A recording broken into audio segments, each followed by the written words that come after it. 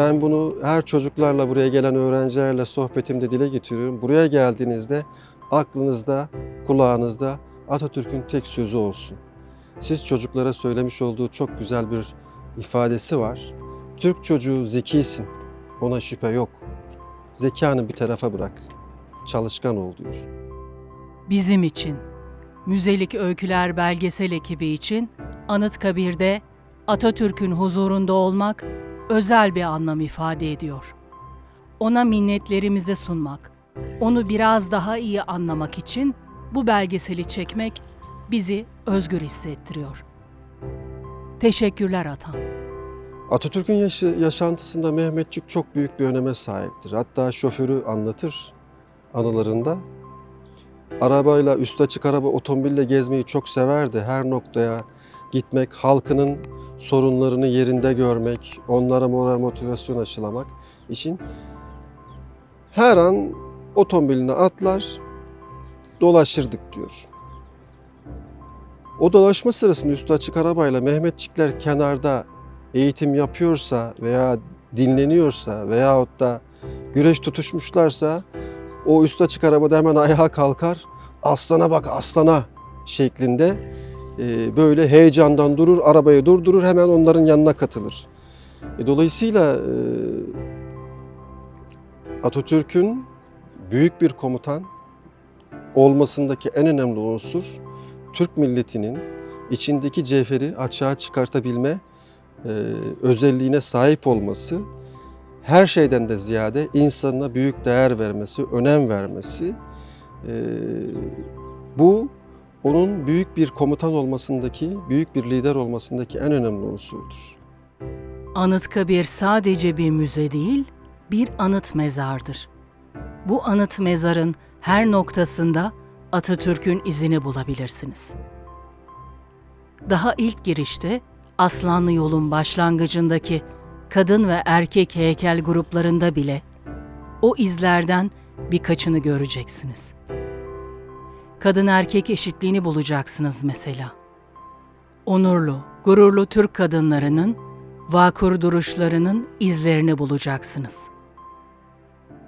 Bilindiği üzere Cumhuriyetimizin kuruluşunun 10. yılından itibaren Türkiye'yi ziyarete gelen ilk devlet başkanıdır Şah Rıza Pehlevi. Yaklaşık 2 hafta boyunca Atatürk ona ülkemizi gezdirmiştir. Ve bu ziyaret sırasında Şah Rıza Pehlevi Atatürk'e son derece güzel yapılmış, üzeri pırlanta işlemeli yakutların bulunmuş olduğu son derece güzel bir kılıç hediye eder. Ve Atatürk tarafından bu kılıç Rıza Pehlevi'den alınır. Ve bunun karşılığında da tabii Atatürk tarafından Rıza Pehlevi'ye hazırlanmış olan bir sigara tabakası takdim edilir. Son derece değerli taşlarla süslenmiş bu kılıç karşısında Atatürk'ün hediye etmiş olduğu küçük bir sigara tabakasını gördüğünde Rıza Pehlevi'nin surat ifadesi biraz değişir. Atatürk bunu görünce tabii ki anlar ve Rıza Pehlevi'nin kulağına eğilerek kendi maaşımla aldım der. Ha o zaman başka der Rıza Pehlevi.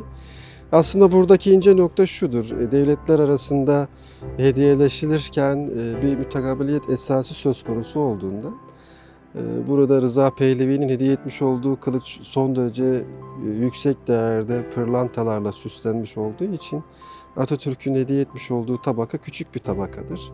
Ama tabii manevi değeri çok çok yüksek olacaktır Rıza Pehlevi için. Anıtkabir Atatürk ve Kurtuluş Müzesi'ni gezerken Atatürk'ün dokunduğu, kullandığı objeleri, giyindiği kıyafetleri görünce onunla ilgili dinlediğimiz her şeyin bizi mutlu ettiğini bir kez daha hissettik.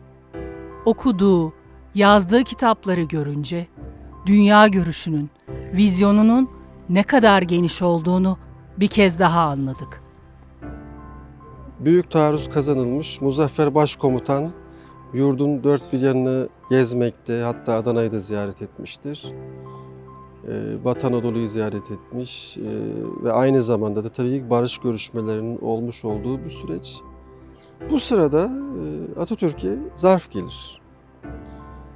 Ve bu zarf açıldığında görmüş olduğunuz, müzede göreceğiniz, daha doğrusu gelip göreceğiniz Mushaf-ı Şerif çıkar.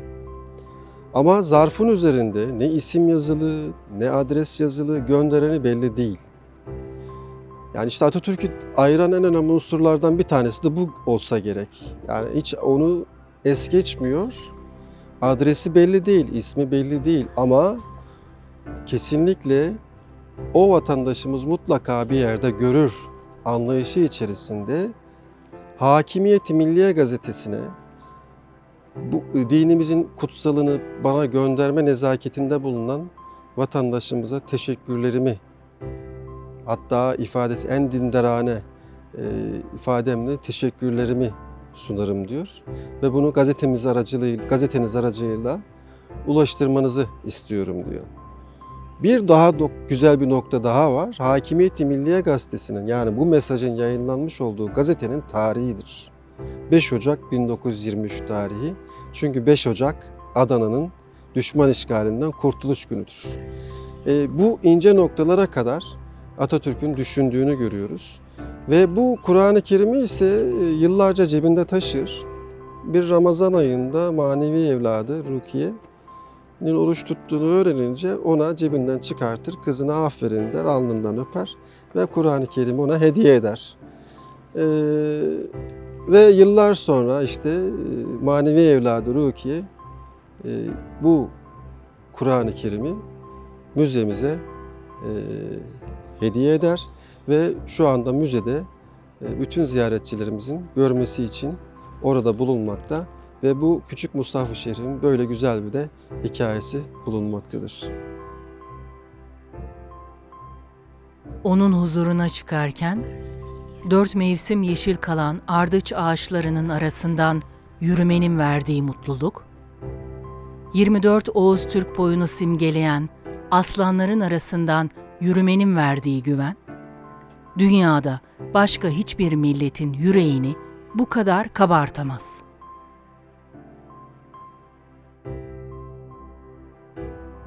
Anıtkabir mimarlarının simetrik olarak dizdikleri taşların üzerinde uzun süre yere bakmadan yürüyemezsiniz. Atatürk her şeyden önce bir insan. Ben bununla ilgili müzeyi gezerken çocukların en çok dikkatini çeken, en çok sordukları konulardan bir tanesi Atatürk'ün köpeğini soruyorlar. Atatürk'ün köpeği nerede? Atatürk'ün köpeği nerede? Biliyorsunuz Atatürk'ün hayvan sevgisini ölçmek mümkün değil. Atatürk hayvanları çok severdi. Özellikle de at ve köpek. Hayatı boyunca yanında mutlaka cephede bile olsa bir köpeği olmuştur. Cumhurbaşkanlığı döneminde ise uzun süre birçok fotoğraflarda denk gelirsiniz. Masasının altında, yanında, orman çiftliğinde dolaşırken Fox ismindeki köpeği yavruyken almış, onu hediye edilmiş kendisine ve yavruyken büyütmüş. Her zaman yanındadır. Tabii Fox o kadar Atatürk'ü benimsemiş ki eğer yakınındakini tanımıyorsa, yakınında dolananları, yabancı bir kişi ise anında tepki vermekte, hırlamakta. Tabii durduruyorlar o sırada onu. Daha sonrasında tabii ki böyle durumlar olduğunda birkaç kişiye de hatta tanımadığı kişiyi de ısırmıştır. Tabii Fox uzun süre yaşlandıktan sonra bu etrafındakileri ısırma olayı daha fazla artmış. Hatta o kadar ileri seviyeye gitmiş ki Atatürk'ü de ısırmış birkaç defa. Veterinerlerin kendisine verdikleri tavsiye, Fox'un çok yaşlandı, artık birçok şeyi farklı algılamaya başladı ve bunun da kendisini yani olumsuz etkilediği, yani Fox'u da olumsuz etkilediğini, en doğal olarak artık acı çektiğini ve uyutulması gerektiğini dile getiriyorlar. Veterinerlerin sözünü dinleyecek ve uyutulması emrini verecek ve onun sonrasında da gömülmesini söyleyecektir. Orman çiftliğindeki veteriner Necdet Pençe bu görevi üstlenir ve Fox'u uyutur. Bir gün Atatürk Orman Çiftliği'ni dolaşırken Necdet Pençe'nin o laboratuvar ortamına girer ve gözüne ilişir. Bu bizim Fox değil mi der. Evet paşam, ben size gömülmesi emrini vermemiş miydim der. Kıyamadık paşam der. Bizler de çok seviyorduk, siz de çok seviyorsunuz biliyorsunuz der. Ses çıkartmaz, bir sandalye alır, Fox'un karşısına oturur. Yarım saat, 45 dakika boyunca Fox'a bakar hiç konuşmadan. Ondan sonra tekrar sandalyeden kalkar. İnsanın en yakın dostunu bu şekilde görmesi çok üzücü. Lütfen gömün der. Ama Necdet Pençe tamam paşam der ama bu görevi yine yerine getirmez. Daha sonra tabii Atatürk'ün vefatı sonrasında Necdet Pençe de vefat etmiştir. Vasiyeti doğrultusunda eşi tarafından Anıtkabir'e bu köpek bağışlanır, doldurulmuş haliyle bağışlanır ve bağışlandıktan sonra sergilenmeye başlar. Aslında bir ölçüde Necdet Pençe Atatürk'ün vermiş olduğu emri yerine getirmemiştir. Emrini, bu dileğini sonuçlandırmadığı için suçlayabiliriz belki ama aslında bir ölçüde de günümüz açısından çok büyük bir hizmet yerine getirmiştir. Çünkü Anıtkabir'e gelen her çocuk Atatürk'ün köpeği, Fox nerede? Yanına gidip fotoğraf çektiriyorlar ve çocuklarımız da, Türk çocuklarında şu anda Fox büyük bir misyon yerine getirmekte ve Atatürk'teki hayvan sevgisini bir ölçüde Fox'la beraber Türk çocuğunda da aşılamakta ve aşılamaya devam etmektedir. Halkına ve milletine olan inancını ve değerini göstermek için en kıymetli sözlerinden biri olan "Hakimiyet kayıtsız şartsız milletindir" sözleri karşılayacak sizi lahde çıkan merdivenlerde. İşte bu yüzden özgürlüğüne düşkün Türk milleti akın akın onu ziyarete geliyor. O yüzden Mozel'in içine girdiklerinde yürekleri burkuluyor, sessizce Lahdin 7 metre altında ebedi istirahatinde olan atalarına saygılarını sunuyorlar. Anıtkabir Türk milleti için çok çok önemlidir.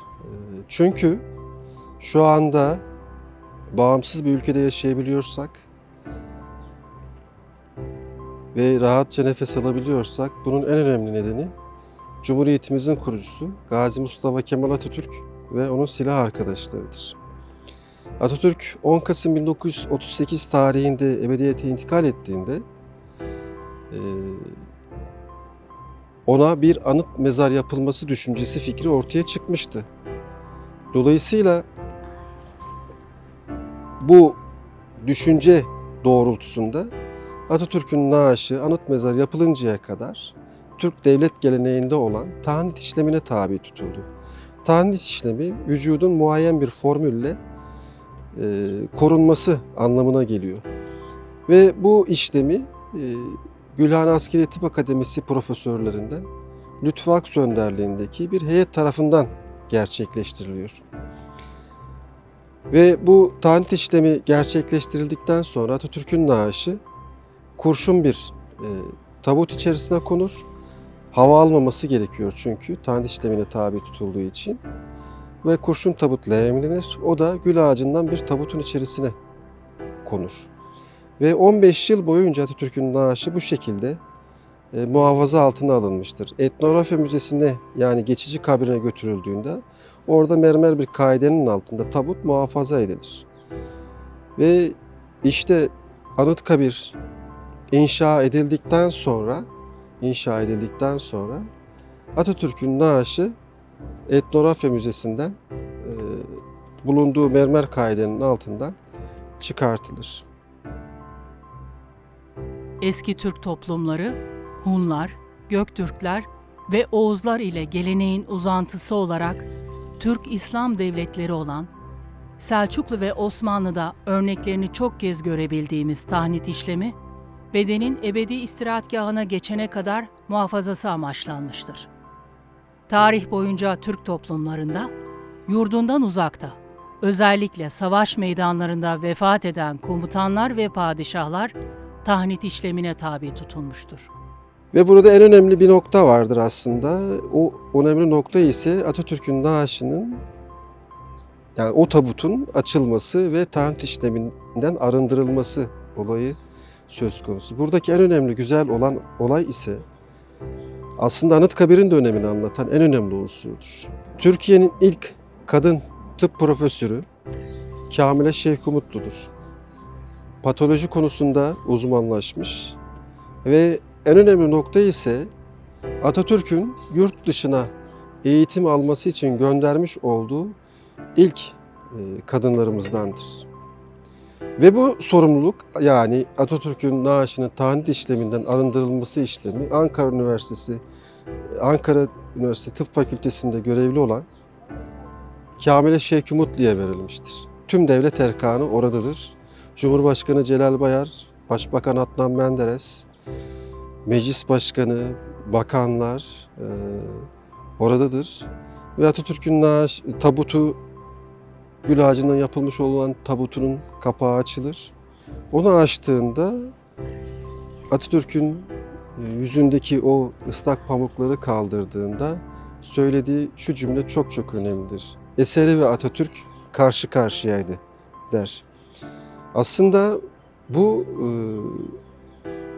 Atatürk'ün Türk milletine neleri kazandırdığını, Türk milletinin aydınlık geleceğe nasıl bakması gerektiğini gösteren en önemli unsurdur. Dolayısıyla Anıtkabir'e gelen herkes Atatürk'ün nasıl bir ülke istediğini, nasıl bir dünya istediğini rahatlıkla her noktasında, her karesinde görebileceği büyük bir anıt mezardır. Anıtkabir'i ziyaret ettiğinizde muhakkak kuleleri inceleyin. Üzerlerindeki kabartmaları, ne anlama geldiklerini inceleyin. Neden İstiklal Kulesi, neden Hürriyet Kulesi isimlerinin verildiğini öğrenin. Profesör Doktor Aziz Sancar'ın Mardin'in Savur ilçesinde 10 çocuklu bir aileden çıkıp okuyabilmesinin en önemli nedeninin Atatürk'ün gerçekleştirdiği eğitim inkılaplarından kaynaklandığını söyleyerek aldığı ödülü asıl sahibine teslim edip Anıtkabir'e bağışladığı Nobel ödülünü görün. Bir kontraplak üzerine yapılmış Atatürk'ün ilk yağlı boya tablosunu görün. Mimari projede, şartnamede ziyaretgah olarak ayrı yer planlanması istenmiştir. Yani törenlerin, ziyaretlerin yapılacağı yer olarak mozele tasarlanmıştır. Ve lahit taşının hemen 7 metre altında ise Atatürk'ün mezar odası, yani vatan toprağına defnedilmiş olduğu oda tasarlanmıştır. Bu oda Anadolu'nun dört bir yanında göreceğiniz kümbet mimarisine göre yapılmıştır. Kümbet mezarları Anadolu'nun dört bir yanında görebilirsiniz. Ve o kümbet mimarisinin aynı şekilde yapıldığını görürsünüz. Bu Osmanlı hükümdarlarına, Selçuklu hükümdarlarına, mezarlarına baktığınızda aynıdır. Sandukanın altında naaşları gömülüdür. Atatürk'ün mezar odası bu şekildedir. Neden böyle bir şey düşünülmüştür diye aklımıza bir soru gelebilir. Bunu anlamak çok çok kolay aslında. Atatürk'ün yaşantısında her kareyi mimarlar, o dönemdeki proje hazırlayıcıları düşünmüşlerdir. 1917 yılında Doğu cephesinde biliyorsunuz 1. Dünya Savaşı'nda kazandığımız tek nokta 1917'de Atatürk Bitlis ve Muş'u Ruslardan geri almıştır. Bu kazandığımız Doğu cephesindeki en önemli muharebelerdir. Orada arkadaşına yazmış olduğu bir mektupta diyor ki ancak öldükten sonra dinlenebileceğim galiba diyor.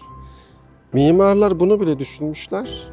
Mezarında rahat uyusun, kimse rahatsız etmesin ve dolayısıyla ziyaretgah olarak mozele tasarlanmış, mezarı ise ziyarete kapalı, orada rahat bir şekilde uyusun, ebedi istirahatgahı devam etsin anlayışı içerisinde bu şekilde tasarlanmıştır. En önemlisi ise mezar odası şu anda kameradan insanlar görebilmekte. Mezar odasının karşısındaki pencereyle diğer pencereleri bir karşılaştırsınlar. Mezar odasının karşısındaki pencere diğerlerine göre çok büyüktür. O pencereden bir dikkatlice baksınlar. Hemen karşılarında Ankara Kalesi yer alır ve Ankara Kalesi'nden dalgalanan Türk bayrağını rahatlıkla görebilirler. Bu bir tesadüf müdür? Hayır, tesadüf değil. Bu da tasarlanmıştır. Neden? Çünkü Atatürk hayatını adamış olduğu Türk milletine, Türk bayrağına karşı söylemiş olduğu çok güzel bir cümle vardır. Öldüğümde mezarımın başında bile olsa dalgalanan Türk bayrağını görmek isterim demiştir. Gazi Mustafa Kemal Atatürk 10 Kasım 1938 tarihinde saat 9'u 5 geçe aramızdan ayrıldı. Ama sadece cismen ayrıldı. Onun fikirleri, gerçekleştirmiş olduğu inkılapları yolumuzu her zaman aydınlatmaya devam edecek. Teşekkürler Atatürk, bize bu özgürlüğü sağladığın için.